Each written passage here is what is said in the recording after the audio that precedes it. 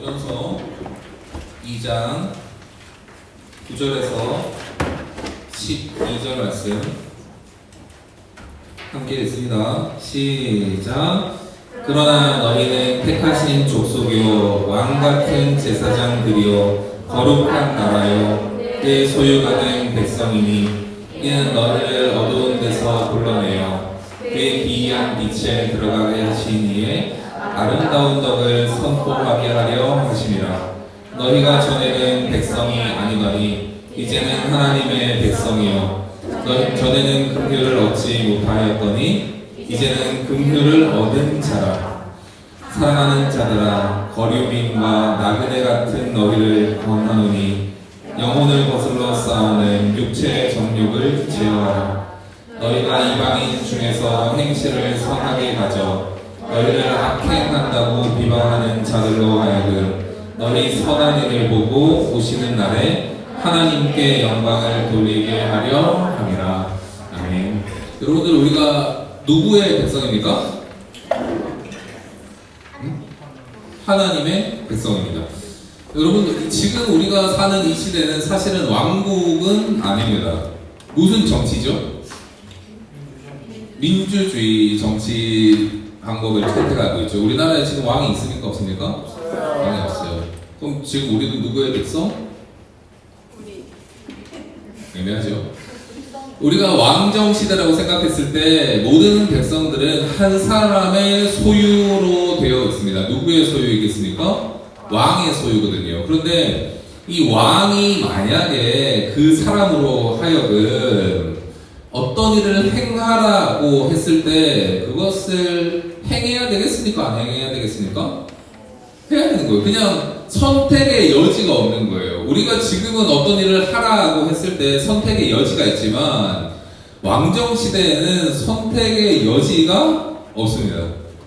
제가 막 이렇게 얘기하는 게 조금 이제 무례할 수도 있지만 하라면 해야 되는 거예요. 그게 어떤 도덕적이건 비도덕적이건 합법이건 불법이건 관계없이 누구의 뜻이 가장 중요합니까? 왕의 뜻이 가장 중요한 겁니다. 폭군들은 대부분 그랬어요. 그런데 여러분들 오늘 말씀 한번 봅시다. 오늘 말씀 보니까 조금 특이하게 말씀합니다. 너희는 택하신 족속이요 뭐 같은 제사장들이요 왕 같은 제사장들이요 계속 있습니다. 거룩한 나라요 그의 소유된 백성이니 라고 말씀합니다. 여러분들 예수님께서 이 땅에 오셔서 하신 가장 중요한 일들이 있습니다. 뭘까요? 예수님께서 이 땅에 오셔서 약 33년 동안 사시면서 3년의 약 공생의 기간 동안에 일을 하셨는데 어떤 일을 많이 하셨을까요? 그 사역을 하셨는데 어떤 사역을 하시죠? 순간 제가 살짝 당황했어요. 어떤 사역을 하셨을까요? 말씀하시는 말씀하시는 사역? 말씀을 가르치시는 사역. 오케이. 또 뭐 있습니까? 말씀을 가르치셨고 병 고치시고 또 뭐 있습니까? 이게 끝입니까? 말씀 가르치시고 병 고치시고 다 끝났습니까? 천국을 선포하셨고 또 뭐 있습니까?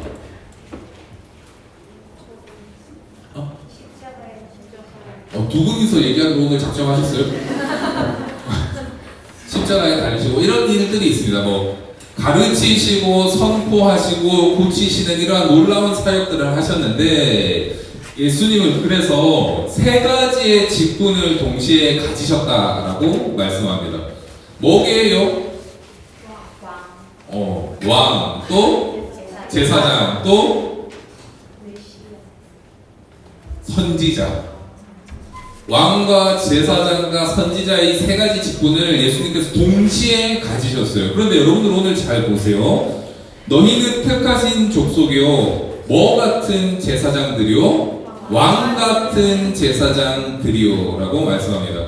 그러니까 우리가 누군가를 예배하고 누군가를 섬겨 가는데 그것을 타의에 의해서 누가 하라고 누가 시켰기 때문에 너는 종이니까 네가 그 예배에 있어야 되고 이렇게 이야기하는 것이 아니라 오늘 베드로는 우리에게 어떻게 이야기하냐면 왕 같은 제사장 드디어라고 말하면서 주권적으로 주도적으로 하나님 앞에 서 있는 예배자라고 말씀해주고 있는 것입니다. 여러분들 계속 잘 보세요. 거룩한 나라요 누구의 소유가 된 백성이니? 하나님의 소유가 된 백성이니. 계속 읽습니다. 9절 시작. 이는 너희를 어두운 데서 불러내어 그의 기이한 빛에 들어가게 하시니에 아름다운 덕을 선포하게 하려 하심이라. 하나님께서 예수 그리스도의 보혈의 공로를 힘입어 우리를 불러주셨어요. 목적이 뭡니까? 오늘 9절의 말씀에 따르면 아름다운 덕을 선포하게 하려 하십니다. 여러분들 아름다운 덕이 뭘까요? 제가 신대원 처음에 들어가니까 뭐 이런 얘기들이 있어요. 제가 학부에 처음 들어갔을 때 총신대학교 딱 공사학번인데 학부에 처음 딱 들어갔을 때 꿈이 뭐냐 뭐 이런 얘기들을 종종 하더라고요. 그래서 저는 목사님인데요. 뭐 이렇게 얘기하다가 옆에 있는 자매가 꿈이 뭐냐라고 물어봤을 때 저는 사모인데요 그랬어요. 그래서 저는 20살 때 꿈 중에 사모가 있는 걸 처음 알았습니다. 근데 왜 나한테는 없을까? 35년 동안 기다렸는데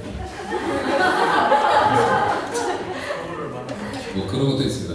근데 여러분들 제가 신대원에 가니까 우리가 전도사로서 교회를 섬기는 사역자로서 하나님의 나라를 세워가는 소명자로서 어떤 것을 해야 할까라고 이제 질문하고 대답하는 시간들이 많이 있는데 옛날 분들이 이런 단어를 종종 사용하세요. 건덕을 세워야 된다라고 얘기합니다. 건덕 아시는 분? 잘 모르세요? 건덕이 뭐냐면 덕을 세우다라는 얘기를 그냥 그렇게 바꾼 거예요. 덕을 세운다라는. 근데 어떤 게 덕을 세우는 모습일까요? 덕하면 뭐가 떠오릅니까? 덕질? 오리라고? 오리. 이게 우리 시험 공부의 폐해가 여기 있어요. 오리. 또 뭐가 생각납니까? 덕하면 지덕체라고요? 약간 옛날 분. 지덕체, 오리, 또 뭐 있습니까? 떡이라고? 여러분들 그 영화 제목 중에 놈놈놈이라는 영화 있습니다. 좋은 놈, 나쁜 놈, 이상한 놈. 요즘 다 촬영되고 있어요. 그래? 덕하면 뭐 오리 뭐 그런 것도 있지만 덕질 뭐 이런 것도 있잖아요. 덕질 뭐 이런 것도 있습니다. 그런데 오늘 우리가 이야기하는 덕의 뉘앙스는 아시겠죠? 아름다운 덕이라고 할 때.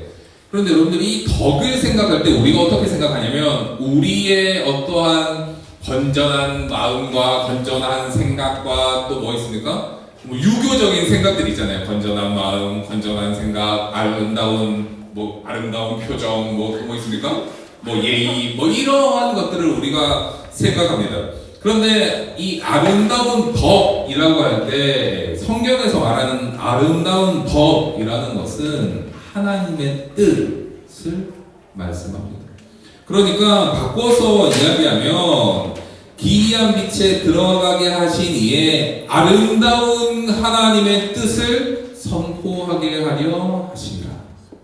그러니까 제자들이 사도들이 다른 것을 이야기하지 않는 거예요. 착하게 살아라, 바르게 살아라, 너희가 그리스도인으로서 다른 모습으로 살아라, 이런 이야기들도 많이 하지만 거짓말하지 마라, 뭐 정력 이런 것들을 많이 이야기하지만 가장 앞서서 이야기하는 것이 무엇입니까? 다 사라지고 하나 한마디 해야 했을 때 어떤 걸 이야기하냐면 하나님께서 너희를 사랑하셔서 예수 그리스도를 보내주셨고 그가 죽으시고 다시 부활하셔서 우리의 영원한 소망이 되셨다.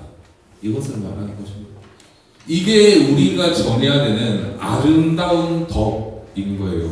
그런데 여러분들 잘 보세요. 10절에 보세요. 10절 다 같이 읽습니다. 시작. 너희가 전에는 뭐가 아니더니 백성이 아니더니 이제는 하나님의 백성이에요. 전에는 긍휼을 얻지 못하였더니 이제는 긍휼을 얻은 자라. 예전에는 이 하나님과 관계없는 사람인 거예요. 하나님의 뜻을 행할 수도 하나님의 뜻을 알 수도 하나님의 뜻에 관심도 없는 사람입니다. 그런데 하나님께서 불쌍히 여겨주셔서 그 백성을 삼아주시니까 뜻이 보이기 시작하는 거예요. 여러분들 지금 바깥에 나가셔서 예를 들어서 바깥에 나가셔서 지나가는 사람에게 예수님 믿으세요? 라고 한번 해보십시오. 그러면 어떤 대답들을 상상합니까? 불교입니다. 친구들한테 우리가 얘기한다라고 칩시다. 친구한테 어떻게 얘기해요? 너 예수님 믿을래? 이렇게 얘기하지 않습니다. 보통 어떻게 얘기해요? 교회 갈래? 뭐 이렇게 얘기해요. 교회 갈래? 이 내포적인 뜻은 예수님 믿을래? 뭐 이런 거긴 하지만 교회 갈래? 라고 물었습니다. 친구들의 대답은 싫어. 대답도 안 해요. 아, 대답 안 한다고? 네. 또 뭐 있습니까? 너나 가라. 또 뭐 있습니까? 교회 다녀. 그러면 우리 한번 빼봅시다. 싫은 애도 빼고 너나 가라도 빼고 대답 안 하는 애도 빼고 교회 다니는 애도 뺍시다. 그럼 누구 남습니까? 그럼 누구? 선생님 남니? 누구 남니? 이게 우리의 이 한계인 거예요. 우리의 전도의 한계인 거예요. 아름다운 덕의 한계인 거예요. 그러니까 하나님의 뜻을 알고 말하고 그것들을 선포하고 그것들을 외치고 그것들을 나타내야 되는데 우리는 대상조차 못 찾는 겁니다. 그러니까 점점 어떻게 되냐면 소극적 대상이 되는 거예요. 소극적 대상이라는 얘기는 우리끼리만 교회 생활한다라는 얘기입니다. 우리끼리만 즐겁게 지낸다라는 얘기예요. 우리 가정에서만 교회에서만 우리가 내가 예수님 믿는 게 이상하지 않은 곳에서만 그것을 드러낸다라는 것입니다.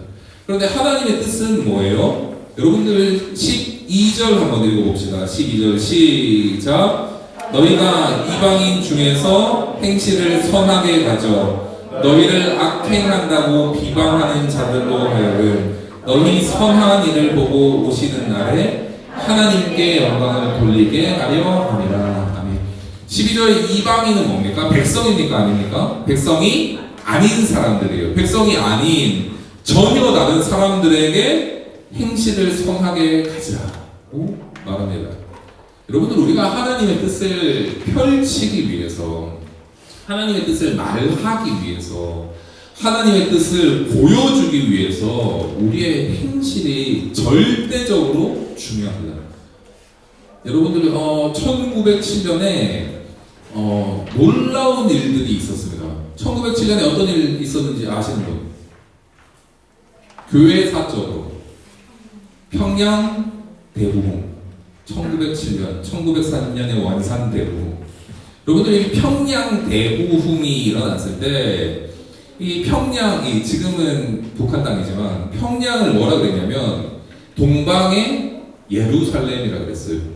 그러니까 이 평양에 일어나는 어떤 성령의 큰 바람이 교회사적으로도 굉장히 강력하고 독특하게 평양 대부흥이 일어나거든요. 그런데 여러분들 평양 대부흥에 있었던 이 사건들을 보면 도둑들이 종종 찾아옵니다. 도둑들이 어디에 오느냐면 교회에 와요. 교회 기도할 때 눈 뜨고 합니까? 눈 감고 합니까? 눈 감고 해요. 지갑은 하여튼 주머니에 있잖아요. 뭐 쌈짓돈이 있든지 그렇게 있잖아요. 실제로 있었던 이야기 중에 평양 대부흥 운동이 있으면 밤새도록 기도하고 밤새도록 회개하고 밤새도록 하나님의 도우심을 구하고 이러한 일들이 있는데 이 평양 각 곳에서 일어나는데 도둑들이 찾아오는 거예요. 왜요? 그거 훔치러. 근데 그거 훔치러 왔다가 회개하고 예수님을 믿는 거예요. 실제로 이러한 사건들이 있었습니다. 문은 잠굽니까? 안 잠굽니까? 문 안 잠깁니까? 집에 들어가실 때 문 안 잠그세요? 문 잠그잖아요. 요즘 키 잃어버리면 뭐 있습니까? 전자도어락 있잖아요. 내가 딱 들어가서 문 닫는 순간 바로 잠깁니다. 그런데 여러분들 평양 대부분 그 시대에 문을 잠그지 않아도 됐다라고 기록하고 있어요. 왜요? 범죄하는 일이 안 생기는 거예요. 범죄하는 일이 안 생기는 거예요. 그런데 여러분들이 평양 대부흥의 시작이 뭐였겠습니까? 우리 같이 기도할래? 이거였겠습니까? 우리 같이 교회 갈래? 우리 같이 뭐라 그럴까요? 우리 같이 예수님 믿을래? 이런 거겠습니까? 서양 선교사들이 와가지고 내가 여기에 약이 엄청 많은데 이 약을 너한테 줄 테니까 교회 올래? 아니면 내가 식량이 엄청 많은데 너 먹을 거 줄까? 이렇게 해서 구제 사역과 아니면 말씀 사역 이러한 것을 통해서 평양 대부흥이 일어났을까요? 그러한 것들이 충분히 쌓였습니다. 충분히 쌓인 상태에서 뭐가 있었냐면 하나님 앞에서 철저한 회개가 있는 거예요. 내가 얼마나 큰 죄인인지, 내가 얼마나 가망 없는 인간인지, 소망 없는 인간인지. 여러분들 내가 얼마나 가망 없고 소망 없는 인간인지를 철저하게 알고 하나님 앞에 회개했을 때에 하나님께서 놀라운 은혜를 부어주기 시작하시는 것이에요. 그런데 그것을 통해서 우리가 아름다운 덕을 선포하는 것입니다. 아는 것으로 하는 게 아니에요. 여러분들 예수님 믿으라고 누구나 다 이야기할 수 있습니다. 입 없는 사람. 제가 우리 교회에 지금 앉은 사람들 중에 장애인 분들이 없어서 이렇게 얘기할 수 있지만 입 없으신 분, 오케이. 팔 없으신 분, 머리를 긁더라도 하여튼 지금 타이밍을 잘 맞춰서 긁으세요. 입도 다 있고 팔도 다 있고 예수님이 누군지 모르시는 분 대부분 뭐 잘은 모르지만 다 압니다. 그런데 왜 얘기하지 않습니까? 왜 얘기하지 않나요? 이 아름다운 덕을 선포할 이유가 없기 때문입니다. 이게 나한테 아름다운 덕이 아닌 거예요. 이게 더 이상 이게 나한테 소망의 소식이 아닌 거예요. 이게 나한테 뭐라 그래야 될까요? 기쁜 일이 아닌 거예요. 하나님의 백성으로서 살아가는데 이게 막 감당할 수 없는 이 기쁨이 아닌 거예요. 그냥 간다. 나는 간다. 뭐 이런 거예요. 나는 간다. 여러분들 이러한 생각을 가지고 우리가 살아갑니다. 여러분들 12절 다시 한번 천천히 보세요. 이방인 중에서 행실을 가져. 그러면 선한 행실을 가지면 이방인들이 어떻게 얘기할까요? 원래는 잘한다. 뭐 너는 예수님 믿는 애구나. 뭐 이렇게 이야기해 줄 것 같지만 성경에서도 이렇게 얘기합니다. 너희를 악해간다고 비방하는 자들로 하여금. 그러니까 우리가 착한 일을 하고 우리가 예수님을 전하고 예수님에 대해서 이야기하고 우리가 아름다운 일들을 하고 그래도 악행한다고 비방하는 사람들이 있습니다. 싫어하는 사람들이 있어요. 매몰차게 대하는 사람들이 있습니다. 거부하는 사람들이 있어요. 그들로 하여금 너희 선한 일을 보고 오시는 날에 하나님께 영광을 돌리게 하려 함이라. 우리가 포기하지 않고 하나님의 일들을 함으로써 이방인들이 다시 오시는 예수님 앞에 그 백성으로 설 수 있도록 그 일들을 하라고 베드로가 말해주고 있습니다. 여러분들 교회 다니면서 제일 부담스러운 게 뭡니까? 교회 다니면서 제일 부담스러운 얘기. 목사님이 너무 어려운 거 목사님이 드럼 어려운 거 시켰을 때. 그래서 오늘 찬양하다가 마음대로 그냥 미리 끊는 거니? 아니 그게 아니라 끝내더라고. 제가 찬양팀 연습을 시키니까 이게 곡이 사실 더 가야 되거든요. 끝내더라고. 그래서 하기 싫나? 뭐 이렇게 찬송가도 잘라 먹더라고. 길 잃은 어린 양들 마냥 어디로 가야 할지 몰라 PPT도 넘어가고 있고. 걔 제일 부담스러운 거 뭡니까? 교회 다니면서 우리 선생님들도 한번 대답해 보세요. 제일 부담스러운 거 저는 35년 다녔습니다. 40년 이상 다니신 분, 40년 이상 다니신 분, 50년 이상 다니신 분. 이게 나이 연세 때문에 조금 40년 이상, 30년 이상 다니시는 분들 우리 선생님들한테 한번 여쭤봅니다. 뭐가 제일 부담스럽습니까? 전도 못하는 전도 못하는 거. 또 우리 친구들도 한번 대답해 보세요. 뭐가 제일 부담스럽습니까? 목사님이 아, 갑자기 와서 근육 자랑하는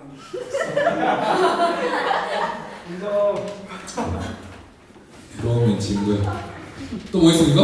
아침에 일어나는 거. 아침에 일어나는 거. 지금 오후 2시인데? 그럴 수도 있죠. 아침에 일어나는 거 부담스럽습니다. 맞아요. 어린이 예배 때, 제가 지금도 생각하면 어린이 예배 때 어떻게 갔는지 모르겠어요. 중고등학교 때 새벽 6시에 5시 40분에 일어나서 어떻게 학교 갔는지 모르겠어요. 근데 그때는 다 가시더라고요. 뭐 일찍 일어나는 거 부담스럽습니다. 전도 못한 것도 부담스럽습니다. 또 뭐가 부담스럽고요? 뭐 행함이 없는 믿음. 오늘 다민이가 기도했지만 바깥의 모습이랑 내 모습이랑 이 교회 모습이랑 좀 다른 거예요. 이중적인 모습. 또 뭐 있습니까? 나중에 여러분들 어른이 되면 직장 활동을 하겠죠. 교회에서 뭐 하라 그럽니까? 11조 헌금 하라 그럽니다. 11조 했니? 아니. 이런 일들이 발생하는 겁니다. 부담스러운 거예요. 내 맥스 사기 너무 바쁜데. 또 뭐 있습니까? 부담스러운 거. 목사님 얼굴이 부담스럽지는 않을 거예요. 여러분들 한번 잘 생각해 보세요. 왜 좀 독특한 이야기 아닙니까? 교회를 다니면서 거기에서 평안도 얻고 위로도 얻고 거기에서 힘도 얻어야 되고 거기에서 격려도 받고 거기에서 은혜도 누리고 거기에서 기쁨도 누리고 막 이래야 되는데 교회 왔는데 부담스러운 게 많아. 부담스러운 게 많은 거예요. 이게 당황스럽지 않습니까? 이 교회에 와서 교회 돈 받고 오신 분, 교회 올 때마다 돈 받으신 분 없어요. 서울에 가면 교회 갈 때 어떤 교회는 교회 오세요 그러고 5,000원씩 주는 교회가 있습니다. 이 교회로 옮길 거 알지? 네가 눈빛이 너무 심하게 들려가지고 내가 순간 시험 들었는데 오면 이번 주에 오시면 밀가루 한 포대 드립니다. 할머니들이 유모차 끌고 어디 교회요? 돈 받고 오신 분 없죠? 그러면 뭐 다른 거 이득을 얻기 위해 오신 없습니다. 그럼 잘 보세요. 자원하는 마음으로 와서 토요일에 연습까지 했는데 찬양팀은 못하고 또 목사님한테 욕먹고 자원하는 마음으로 2시에 예배 와서 왔는데 설교 듣는데 부담만 계속돼. 그 자원하는 마음으로 와서 헌금도 했는데 나중에 11조 할 생각하니 또 앞이 막막해. 자원하는 마음으로 와서 말씀 듣고 다시 돌아가서 힘을 얻으려고 했는데 실제 내 생활 모습이랑 교회 모습이랑 너무 달라서 또 시험 들어. 너무 아이러니한 일 아닙니까? 너무 이상한 일이에요. 여러분들 이 갭에 이 건널 수 없는 것 같은 부담의 다리에 누가 계셔야 되겠습니까? 어떤 해답이 있어야 될까요? 하나의 대답밖에 없어요, 여러분들. 하나님의 백성이라는 대답밖에 없습니다. 여러분들 하나님의 백성으로서 누리는 이 영광스러움과 기쁨을 감당할 수가 없어요. 여러분들 제가 여러분들에게 이렇게 이야기하면 여러분들이 혹시라도 공감 못하실지 모르겠지만 우리 선생님들이나 우리 친구들도 이러한 경험들이 있으실 거예요. 있으실 수도 있습니다. 있으실 거예요까지는 아니고 성경을 읽는데 이 말씀이 도저히 감당이 안 되는 거예요. 막 은혜가 넘쳐. 그래서 계속 눈물이 주르르르르르. 제가 집에 갈 때마다 항상 차에서 이 찬송을 많이 듣습니다.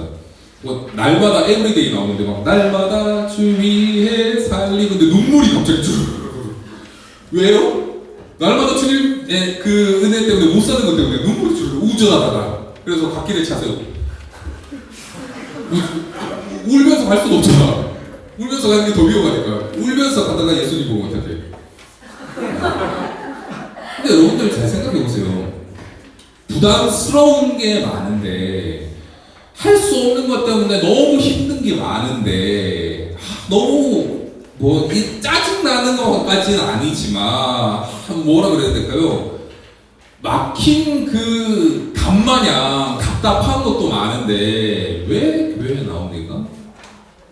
여기에 유일한 해답이 있기 때문입니다. 예수님의 백성이 되면 온전한 하나님의 자녀로 서고자 하면 하나님께서 부담 위에 더 큰 은혜로 선포할 수 없는 우리의 입에 도저히 선포하지 않으면 안 될 것 같은 간절함으로 우리가 지금은 너무 약하지만 하나님의 강하심으로 우리를 채워주신다라는 것입니다. 여러분들 이 시간이 길지 않았으면 좋겠어요. 여러분들이 그냥 자연스럽게 왔다가 자연스럽게 가고 오늘 간식 꿀이네 이러면서 간식 받아서 가고 갭이 너무 크네 막 너무 부담돼. 부담의 시간이 길어지면 어떻게 될까요? 여러분들만 좀 부담 느끼겠습니까? 이제까지 많은 성도들이 느꼈습니다. 부담의 시간이 너무 길어지면 그 끝에 해당은 어디에 있습니까? 교회 떠나는 거예요. 부담 때문에 믿기지가 않으니까. 이제 말씀 정리합니다. 여러분들 우리가 아름다운 덕을 선포하는 거 굉장히 중요합니다. 전도하는 거 중요해요. 선한 행실을 하는 거 중요합니다. 하나님 오시는 날에 이방인들이 하나님의 백성이 되는 그 일들을 우리를 통해 행하실 것을 우리가 기대하는 것 굉장히 큰 일이에요. 그런데 여러분들 우리가 누구를 통해서 힘을 얻고 어떤 것을 통해서 우리가 힘을 얻는가를 잃어버린다라면 우리에게 답답함만 가중될 뿐입니다. 여러분들 잘 보세요.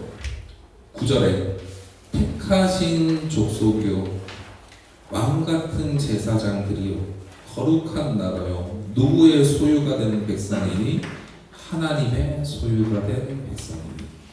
하나님의 소유를 하나님께서 버려두실까요? 아니거든요. 여러분들 힘을 내십시오.